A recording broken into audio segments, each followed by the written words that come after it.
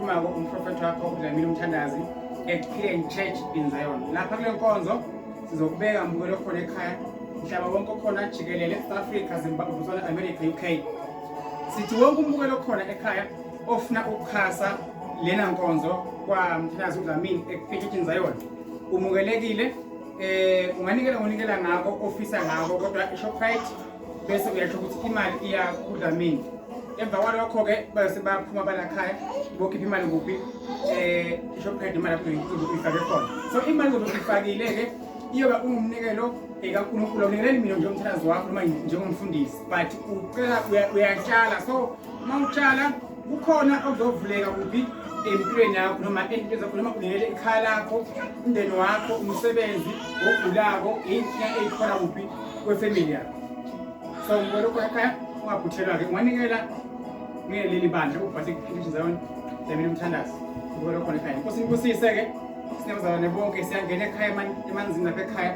Sizikini nonke abalandeli bale nkonzo ningaphelwa ngemandla, ningakhathali futhi ningagiva. Sifuna kwakha ibandla libe likhulu, sifuna inkonzo kodwa ngeke sifike ndawo manje ngekho nini. Siyabonga futhi nokuthi nini niyasilandela silibandla lonke labafundisi nabazalwane bonke. Inkosi inkosise siyabonga. Amen.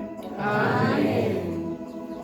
Asakazi bona amandla umoya wenhlalo umoya wekuphila njengamanje khalamba khona ukunyakaza khona ukungenala siyavuleka izinto siyabusiseka imali iba khona amadimoni asuka ukabana kuyakhwesha ekhaya lami ebagulako baseyibhedlela bayaphila njengamanje engufunako baqala besinywa sami uphe kahle ubeke phambili bangeze imali emsebenzini imali izizele yona kumina cela bakithi bahambe nami usuku nemini kusemakhosi ngicela ukuphila ungikhanyisele endleleni zami ngikuthande wena Nkosi yamakhosi ungibusise ngenhlanhla. Ngicela bonke abakithi abangasekho emhlabeni engibaziyo nengabazi babe kunye nami usuku nemini.